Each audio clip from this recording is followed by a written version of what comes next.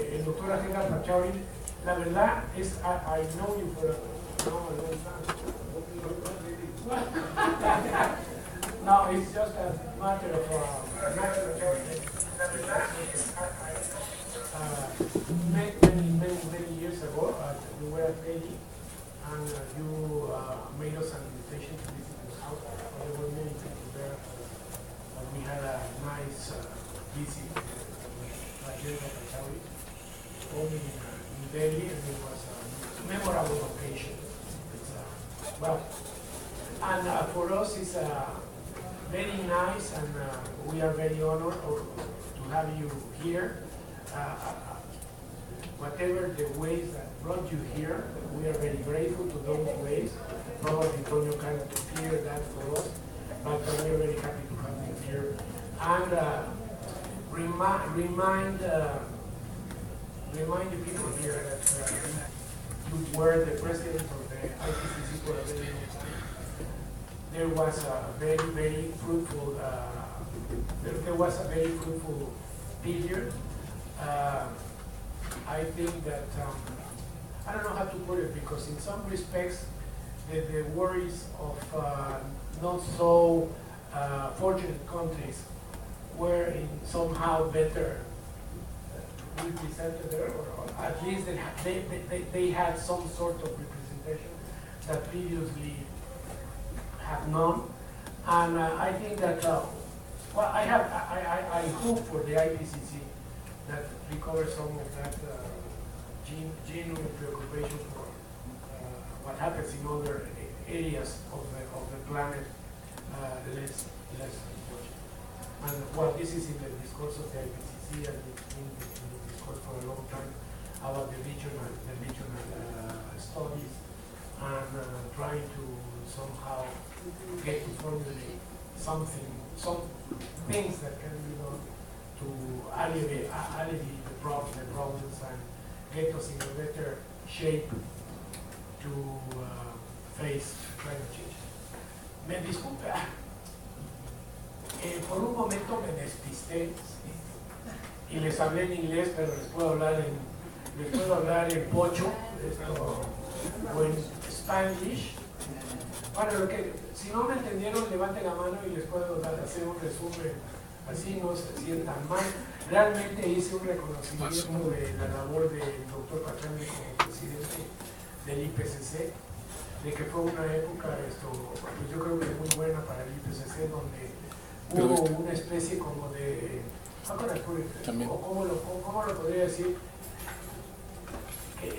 el tercer mundo que domina este planeta, digamos, o los países en vías de desarrollo y menos desarrollados, que son la inmensa mayoría de este planeta, de alguna forma estaban más presentes en lo que hacíamos, en lo que se hacía en el IPCC. Espero, como dije, en relación a lo que le dediqué al doctor Pachauri, que ocurriera en estos momentos también con la nueva presidencia del IPCC. Realmente esta cosa, un poco preocupación por el desarrollo, preocupación por estas cosas que se sigan manifestando. No es posible hacer lo que tendríamos que hacer si no hubiera flujos de conocimiento y de recursos realmente de una región del planeta a otra, para que podamos hacer y adaptarnos, por ejemplo, adaptarnos al cambio climático y desarrollar las energías que necesitamos desarrollar para también estarnos enfrentando a las causas del cambio. Entonces, el doctor Pachauri, es para nosotros un gusto tenerlo aquí. We are very around here, and it's going to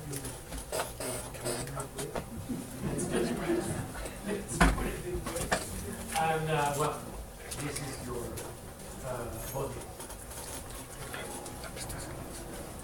Gracias. Let me say it's a great privilege to be in this remarkable institution.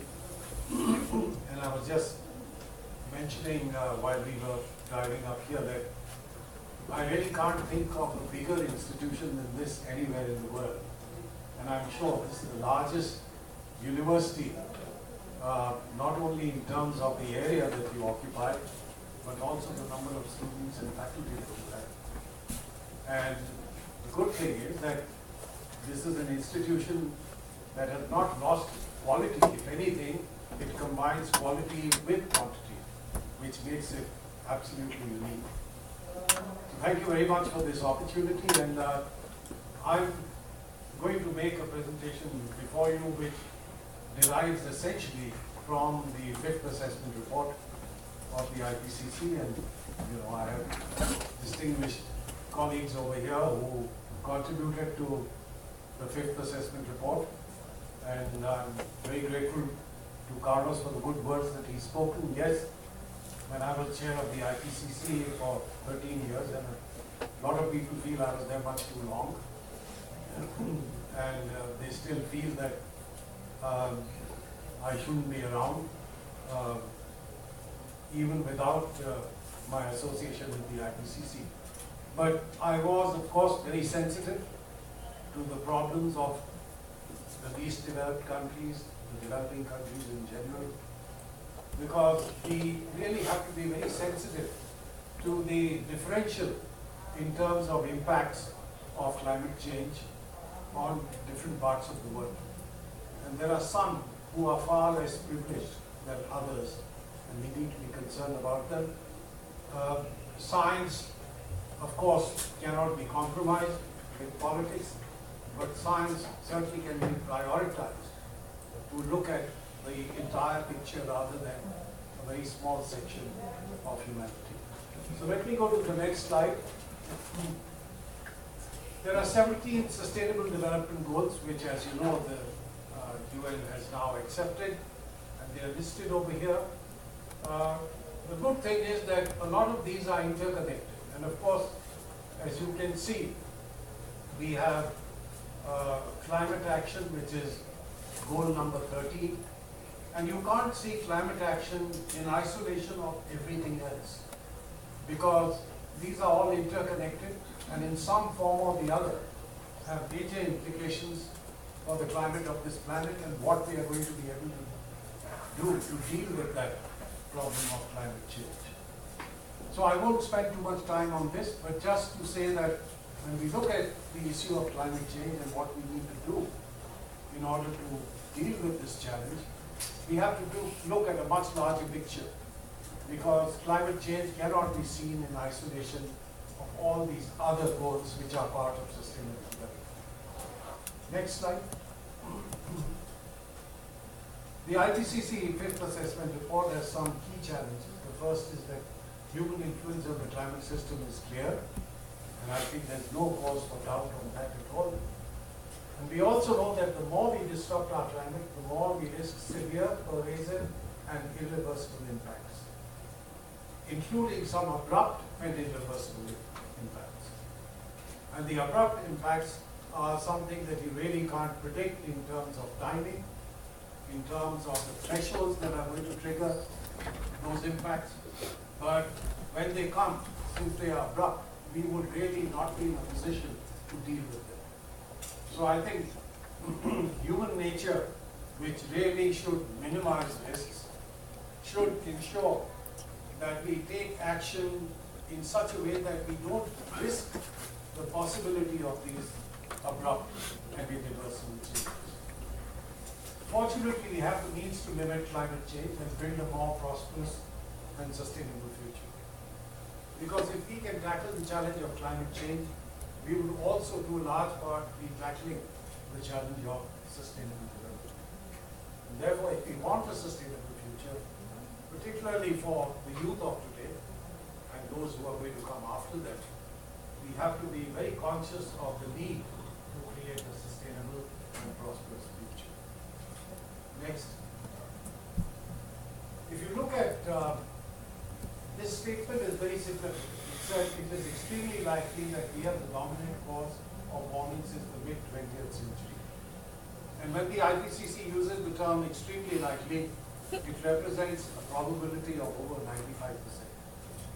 In the previous report, the fourth assessment report, we used the term very likely, because at that stage, the probability that we associated with this statement was about 90%. And that is captured by the term very likely. But now we are absolutely sure So frankly, 95% is pretty close to 100%. And therefore, there should be no reason to doubt at all. And if you look at the average temperature, the way it's changed since the beginning of industrialization, you can see it was reasonably steady, and in fact even went down in the early part of the last century. But over the last 60 years or so, you see a very rapid increase in the trend. To be quite honest, is very worrisome, because this clearly represents a sort of runaway global warming or increase in temperature, which has very major implications and impacts all over. Next. And you know, a lot of people will say that there is a hiatus, that there is a halt in climate change. But if you look at the average per decade, what is stated up here is extremely significant. It says each of the past 3 decades has been successively warmer than the preceding decade since 1850. So you can imagine, since 1850, every single decade has been warmer than the previous decade. And what really happened is in 1998, there was a very serious El Nino phenomenon, as a result of which we had very high temperatures. And if you take that one single year, you might say temperatures after that have been lower and not rising as fast as that particular point. But you know, that was, one might call, a very unusual year, and you can't use that as the data. You can't use that as the base for determining what happened later. So I just want to emphasize the fact that climate change is continuing. It has not slowed. If anything, it is becoming far more serious. Next. And we need to be very concerned about what we are doing, not only to land surfaces, but also the ocean. Because more than 90% of the energy accumulating in the climate system between 71 to 2010, these 40 years, has actually accumulated in the ocean. So, you know, in some sense, the oceans have absorbed a large part of the sins that we have been imposing on planet Earth. And land temperatures, of course, remain at historic highs, while ocean temperatures continue to climb. And we have estimated in the fifth assessment report that up to a depth of 700 meters, the oceans have warmed substantially. And now that heat is going much lower. So you can imagine what that does to all the ecosystems in the marine areas and what it does to marine life. And in several parts of the world, marine life has migrated to areas where, of course, the climate is not as warm as it is where they have been native. So there is a shift, particularly in fish stocks, in all kinds of marine species, which has major implications. And of course, the damage to some of the marine ecosystems is something to be concerned about. Coral reefs, Great Barrier Reef, as a report just last week, it says that it's completely destroyed. The Great Barrier Reef off the coast of Australia is one of the ecological treasures of this planet, and that obviously has been destroyed as a result of climate change. Next. If you look at sea level change, that is also accelerating, and since the beginning of the last century up to 2010, the increase has been an average of 19 centimeters.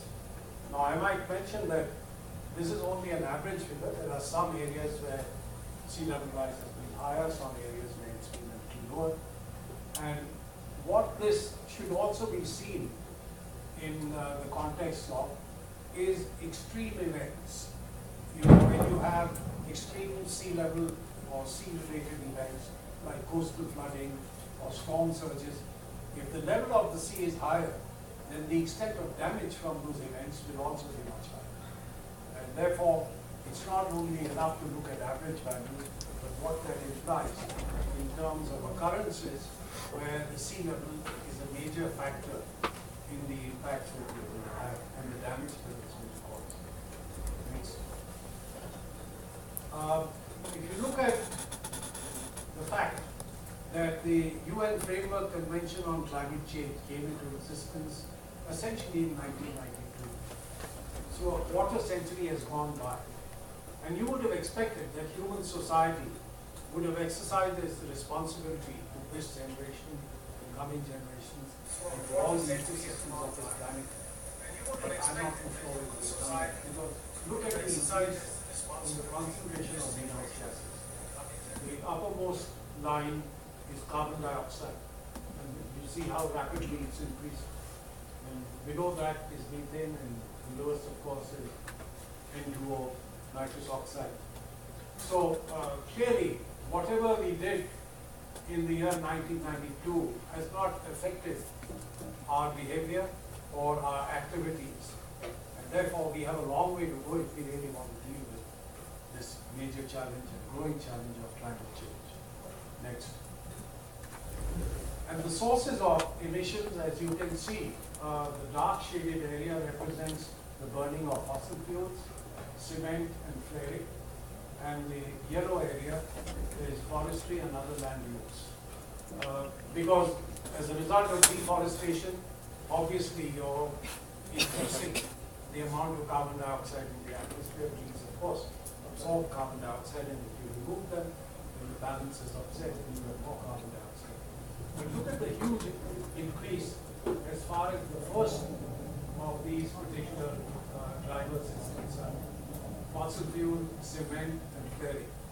This morning we had a series of talks, including by His Excellency the Secretary of Energy, and there was also a pointed reference to the fact that fossil fuels, oil for instance, will remain over the next 50 years. But that's no reason why we should continue using it. I might say, many years ago, I had the questionable privilege of an award to Sheikh Yamani, who some of you might remember was the oil minister of Canada when the first oil price shock took place. And he's supposed to have made a comment. He didn't realize the implication of it for oil. He said the Stone Age didn't end because there were no stones, right? But similarly, I think the fossil fuel age can easily end, even though you have a lot of fossil fuels lying around. And I think it's time that we need to think of what we are doing to this planet and all the species that live on it, and take decisions based on the welfare of all living species rather than the welfare of those who have resources in terms of fossil fuels. So this is a point which needs to be made. When you talk about this, of course, you don't make it as popular with some sections of society. But then, if you want to tell the truth, you can't be in the popularity context. Next. Sources of emissions, 35% come from the energy sector, 24%, which is a pretty large amount, from agriculture, forests, and other land uses, 21% from industry, 14% from transport, and 6.4% from buildings. That is the activity of buildings, not the use of it. The use of buildings give you much higher emissions than what is indicated in here.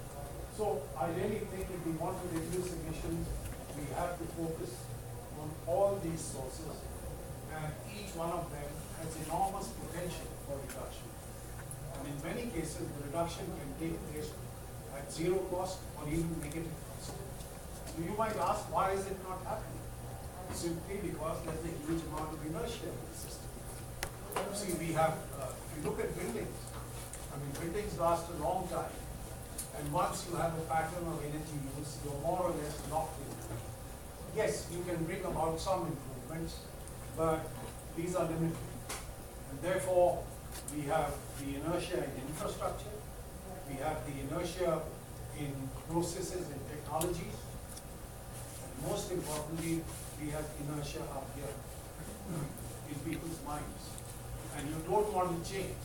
There is a resistance to change, and you want to believe that, going on the path that you're on is the best path. I remember I had a chemistry teacher who would always say, get off the beaten path. And I think that was very wise counsel, because anyone who continues on a path that has been established. Well, you could be like Al Gore often brings this example of a frog in a pot of water which is gradually warming, and the frog will stay there till it dies. Of course, if you throw a frog into hot water, it will jump out. But if it's a gradual and process increase in temperature, the guy can't figure it out. And I think that's to a large extent the attitude of human beings also. We have a lot in common with frogs. I personally do, because when I was 6 years old, I won a race which was called the frog race. And the little kids had to jump like frogs and go from one to the other. And that's one of my proudest moments. I did very well as a frog. I'm not too sure if I did well. Next. Some of the changes in extreme weather and climate events observed since about 1950 have been very. So, climate change is not a situation where, the frog is in a pot of water and it's gradually warming. You're going to have a lot of extreme events. We are seeing a lot of extreme events. And the trend is absolutely clear. There's an increase in extreme precipitation events, an increase in heat waves, an increase possibly in hurricanes. I mean, the jury is still out, but the evidence seems to be pointing to the direction. Today I read a very interesting article about how climate change could also be triggering earthquakes. And I won't get into that, but it's interesting that people are trying to draw that link. And what they are saying basically is that, the areas which are earthquake prone are so delicately balanced that anything which sort of tips that balance can trigger an earthquake. It's very interesting. I'll certainly send you that link to Antonio, because he keeps educating me, sending me all kinds of material. Now I can do something in reverse. Okay, next. Impacts are taking place from the tropics to the poles, from all the continents and in the ocean. I once had this unique opportunity to go to Greenland, and we went on a US Air Force plane, and it landed not on wheels, it landed on skis. And that aircraft couldn't take off after it had dropped us off over there. There's a research station where, of course, temperatures go down to -30, -40 degrees. When we went, it was pretty bad. Anyway, people work over there and they're doing outstanding scientific research. But when you look at that huge body of ice, it's 3 kilometers high. And Greenland, as you know, is the largest island in the world after Australia, which is a continent. And these 3 kilometer high mountains of ice that you see, they're so large. And can you imagine if any part of that was to collapse and go into the ocean, as we have clearly projected in the IPCC Fifth Assessment Report? Either that or the Antarctic. If there's any part of that which collapses and goes into the ocean, then you would have sea level rise of several meters. So it's really a global tsunami that's going to hit everyone. And the point I want to make is that we need to be concerned about every corner of the globe. There are problems, there are impacts, and there are concerns related to every part of the globe. And it affects rich and poor countries. Of course, poor countries don't have the infrastructure, don't have the means by which they can really protect themselves. To give you an example, when you get a hurricane hitting Florida, they get ample timely warning. And what do? They board their windows, they get into their pickup trucks or their SUVs and drive off to an area which is safe. What happens when a similar cyclone hits a country like Bangladesh of same intensity? Well, firstly, they don't even get early warning. And even if they do, they can't get away. They're very poor people. And they've got little huts. Their huts get destroyed, their homes are lost, and they don't know what to do. Their livelihoods are also lost. So, the poor, of course, suffer far more. And Carlos mentioned that, I probably showed greater sympathy to those parts of the world while I was chair of the IPCC, but I can tell you, I never neglected any aspect of science to the best of my ability. And it was a very productive experience working with such a remarkable set of scientists.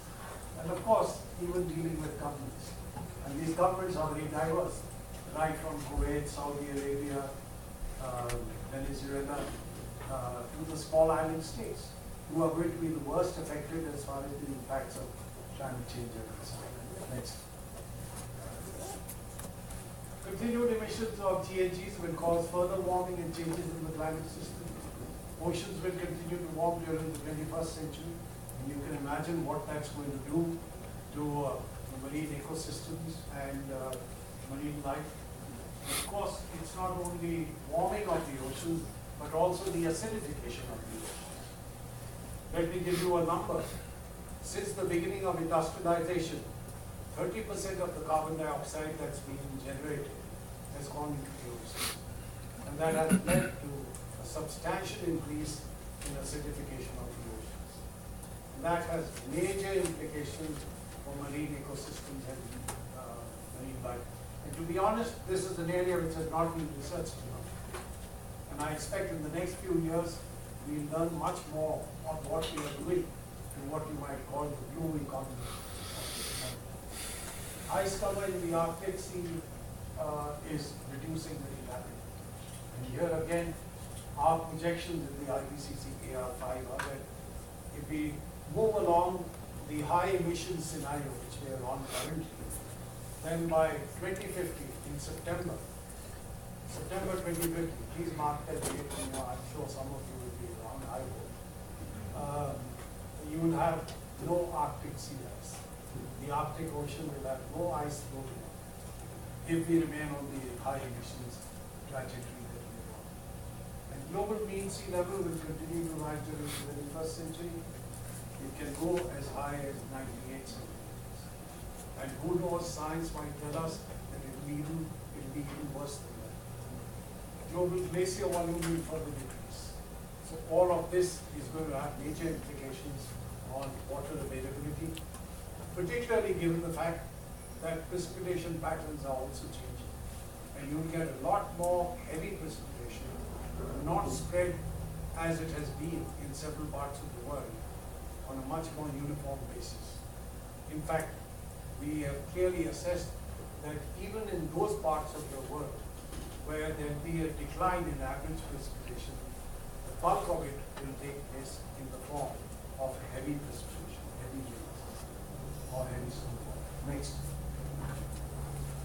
So we could have food and water shortages. The population of the world is increasing. Increased poverty, we will have increased poverty, increased displacement of people, much greater coastal flooding.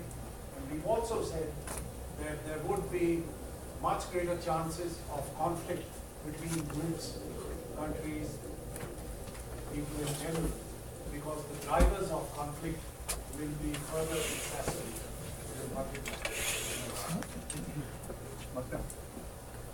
So what can we do? If we want to limit temperature increase to 2 degrees, we need to reduce GHG emissions by about 40 to 70% compared to 2010. And that's not going to happen by itself. We have to start today if we want to reach that goal. And by the end of the century, we'll have to get into a zone of net zero or negative GHG emissions. You see road signs over here in Mexico City, so and so. I wish we should have signs which say Zona 2100 zero emissions, because that's the zone in which we have to go. Global emissions curve within the next 5 to 15 years, because if we delay this, then we've lost the opportunity of getting on the trajectory which will get us there. Because then you will need very sharp and very sudden reductions which will be beyond the capability of human society. Next.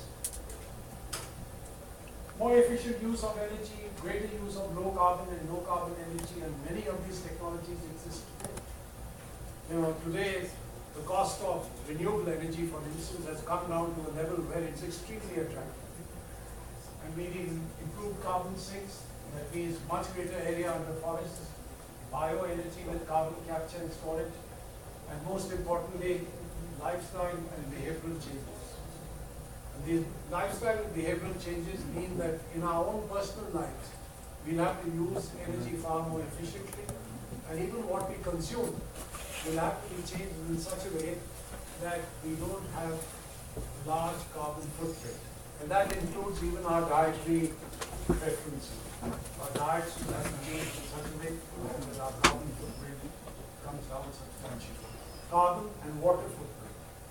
I mean, in August of this year, National Geographic had a very interesting article on this huge farm in Iowa, which I think has something like 50,000 cattle. And they had estimated the amount of water that's being used over there. And overall, it gave a very startling estimate that a quarter-pound hamburger would require something like 460 gallons of water if you look at the whole size. Now that, to my mind, is frightening. So, lifestyle and behavioral changes are going to be important. If you look at the carbon budget, and this is something that we were able to do for the first time in the fifth assessment report. Let's go back to the period when industrialization started. And at that stage, let us say we had said, okay, we are not going to allow temperature increase to go beyond 2 degrees Celsius. Well, how much can we emit to make sure that we don't go beyond 2 degrees? The budget that we would have estimated would have been 2,900 gigatons of CO2. And by 2011, we had used up 1,900. Today, it's probably somewhere near 2,400. So, you know, the amount that's remaining is very, very small. And if we use up this budget, then clearly we're going to exceed 2 degrees Celsius well before the end of this century. So this is the challenge. And that's precisely why we have to bring about a very sharp reduction in CO2 emission as quickly as possible. Next. We need all stakeholders on board, governments, businesses, research organizations, certainly institutions like this. And I would say that one can do a lot on a campus like this. I taught at Yale in the year 2000 for one semester. And at that stage, I tried to get the students interested in launching some kind of a sustainability initiative.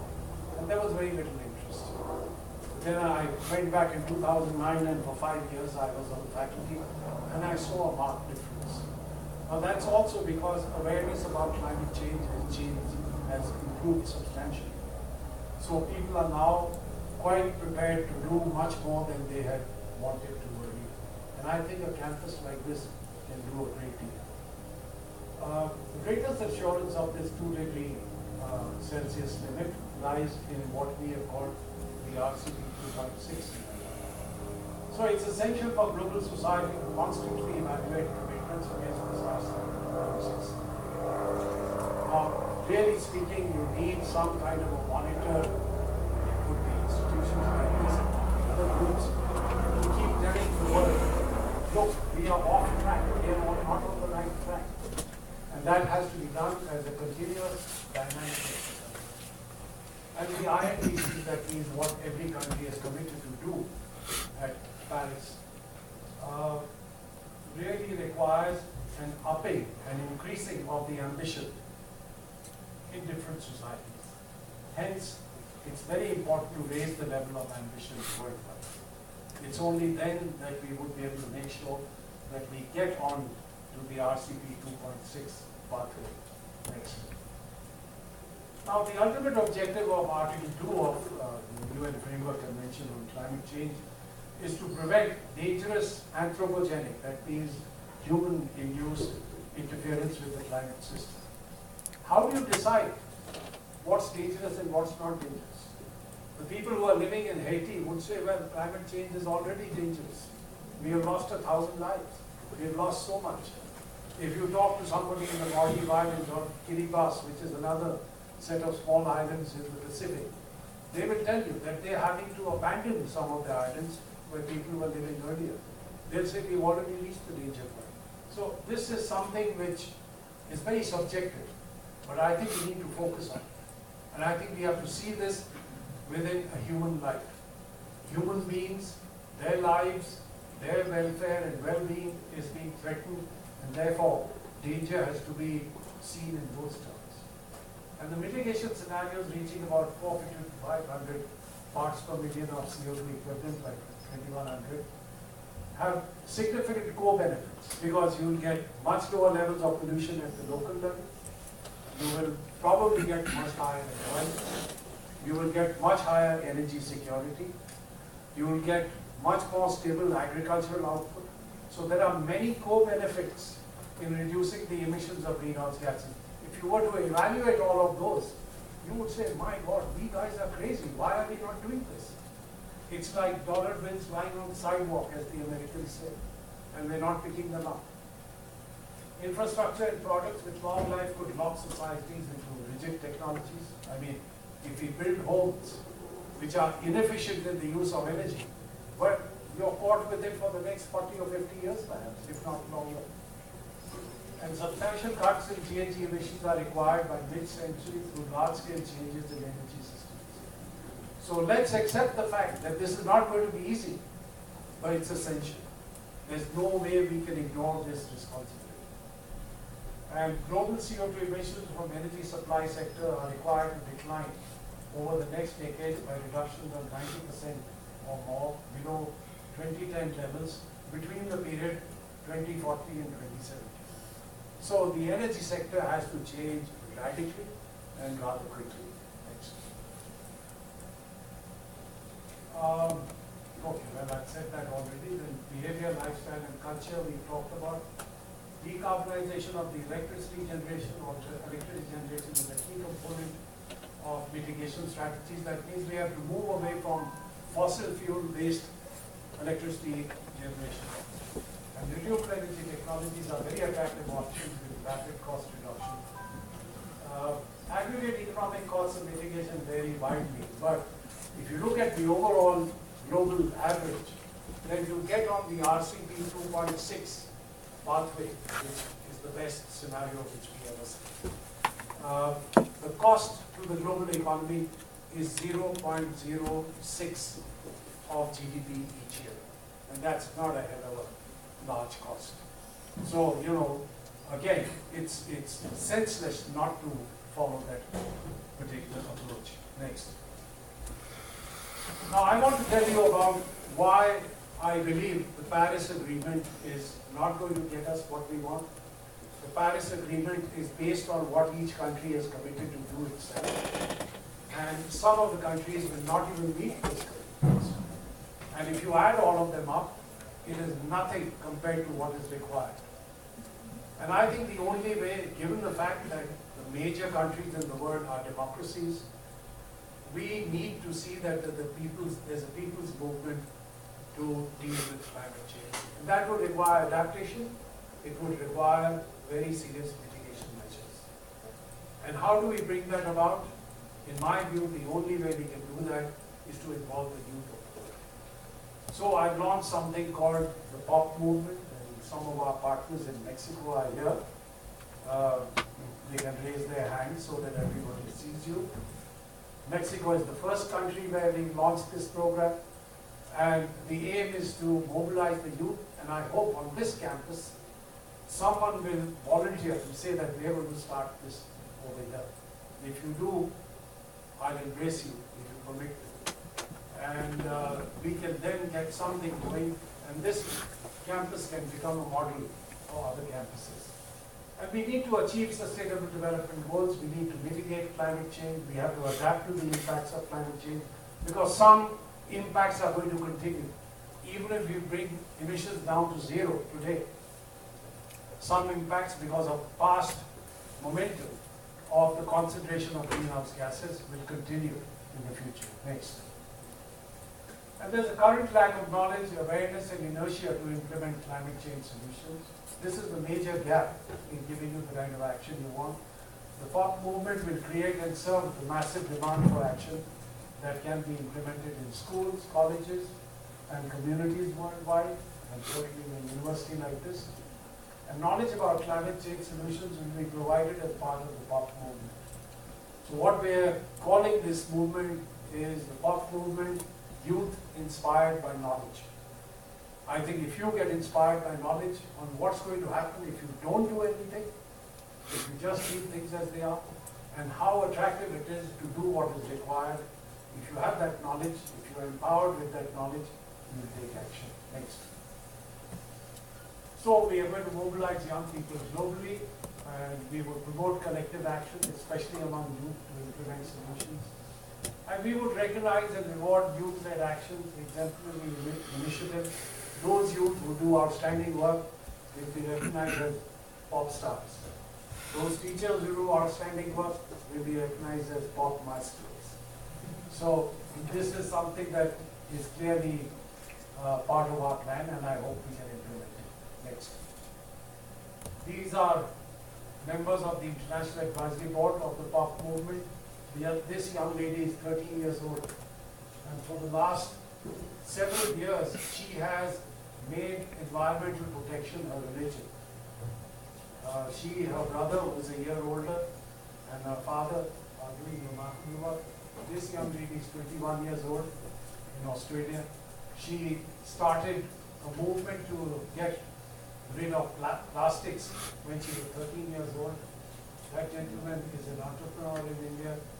That's the former chief executive of a global company called DNVGL, very focused on sustainable development.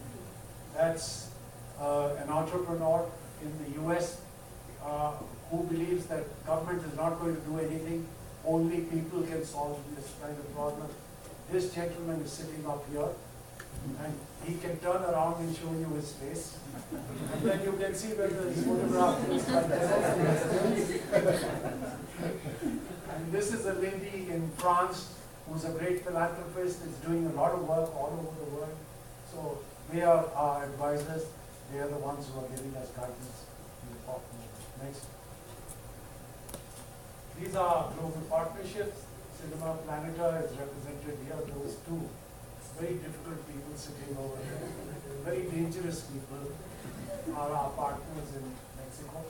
And of course, we have several others in other parts of the world. Next. This was the launch in Mexico, and this is just a picture of the event that was held on Earth Day, 22nd of April this year. We launched the POP movement. Next.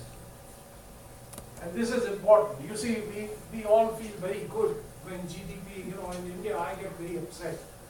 The government is trying to tell us that India is growing at 7.5% per annum. But what are we doing to our rivers? What are we doing to our trees? What are we doing to the filthy, polluted air that we have created? All of that is never counted. There's a very interesting organization in San Francisco called Redefining Progress. And they come up with what they call the genuine progress indicator. And they give you examples of the fact that, first we eat a hell of a lot, okay? So we become fat. All that we eat goes into the GDP of the country. Then when we become fat, we become sick, all right? Then the medical attention you get also goes into the GDP. Then you start going to a gym, and the output of the gym also becomes part of the GDP.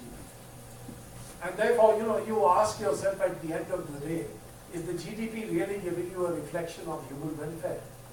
Or is this just fictitious? So, what Gandhi said was absolutely right. Speed is irrelevant if you are going in the wrong direction. So if you're running in the opposite direction, then what's the point of saying that you're going very fast? But if you come to the streets of New Delhi, you'll find people are driving all over the place. Nobody follows any discipline. There was a driver who applied for a visa in the Canadian embassy. So he was asked, what are you going to do in Canada? He said, I'll drive a truck.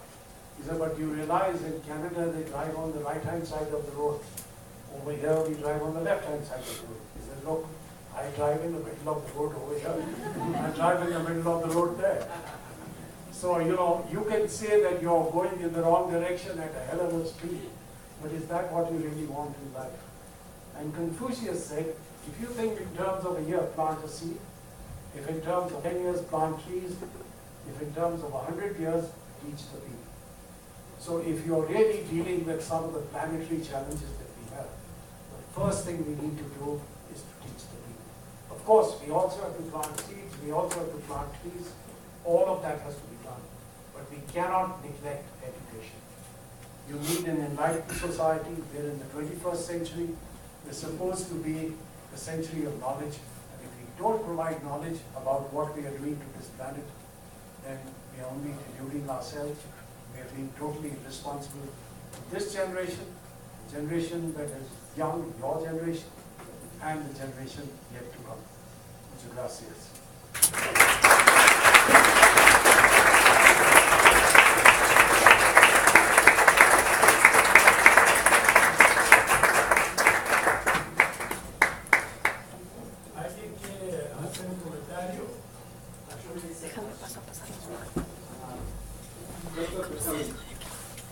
You mentioned in your talk about you, a friend of mine, Raúl Delgado, age 16, filed a lawsuit again, supported by more than 3,000 signatures against the city administration of Irapuato, which is the city from which I come from, for removing unlawfully mesquite trees for making way for a 6-lane highway. The lawsuit was judged last Friday, and Raúl's family had to pay a bail for $500, more or less. The city major ridiculized the measure, meaning that the city was losing far more money and mocking the 3,000 citizens who are against misunderstood urban mobility. What do you think about Raúl's course of action? Well, I would say that what has happened is tragic. I mean, you really need people to stand up. And if you look at any great movement that has taken place over the world, which has proved successful, initially you run into an enormous amount of opposition. So I would say Raúl is a pioneer, and he should not give up. He should do this again and continue to do this.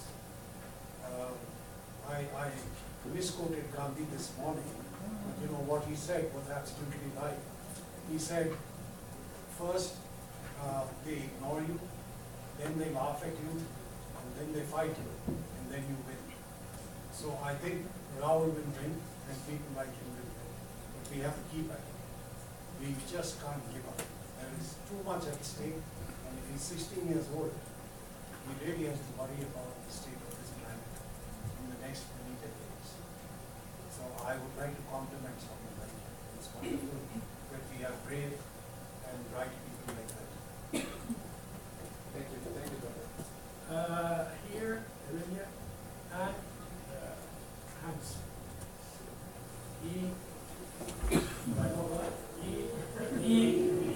Tome números.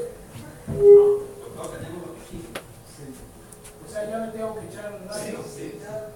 Which means 3 words. No. The last one, and the penultimate. Thank you very much for your wonderful talk. As you showed us, climate change needs an integrated approach. And I think one of the major issues here to implement the Paris Agreement is precisely to figure out how to do that, because otherwise co-benefits would be irrelevant if we are not placing that in an integrated fashion, looking at all the sectors involved. Could you tell us an example anywhere in the world where we would be able to learn about a successful case, please? Thank you. Well, I would say the Nordic countries have done very well. And you find that civil society, governments, and the corporate sector have worked together And I think that's largely the result of realization and knowledge that we are all in this together. You know, my good friend who was president of the World Business Council on Sustainable Development, Beyond Dixon, used to say business cannot succeed in a society that fails. So I think we have to somehow get people to realize that we're in this together. And that's not easy to achieve. Some societies have done it much better than others, like in modern societies. One last comment, a short question. Yes, a short question. I'd like to congratulate you on your pop movement. It looks to be very interesting. You mentioned that this is the age of knowledge. I think there's so much knowledge available. The issue is much more like how do we communicate to the people about the knowledge that we have. And I would like to ask you, what is your communication plan or strategy as a pop movement? That's a very good point. In fact, while I was with the IPCC, I can tell you, I was very deeply concerned about the fact that we are not communicating with the outside world. We took some small steps. To be honest, we will have a website. We're going to make that much more live. We'll have to use social media, and we have just started. But the point you made is totally valid, because there's no point in harboring knowledge if you're not going to communicate it to the people. And it has to be communicated in a way that they understand and appreciate. If they don't, then it's like just reading a book and reading a study. So this is really a challenge, and we will try to address this as effectively as possible. I think we leave it there. Let's have the last, the contra last. The last question. Make a comment. You have the microphone there. It's not a short idea. It's a very big, complex. And then talk to him afterwards. Can I touch you at the end? Absolutely. Yes, it's very, very important. I have a very good idea to reduce the GHG emissions. Yes, thank you. Well, you can tell us that idea afterwards. It's a good idea. It is. We'll first patent it together. First discuss the idea and then we share the idea. You share the idea. Thank you very much, Dr. Pachauri.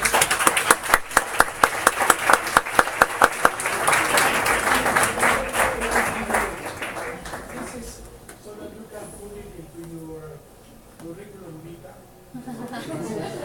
When you were the 6th Congress, this is a book. This is the Mexican IPCC equivalent.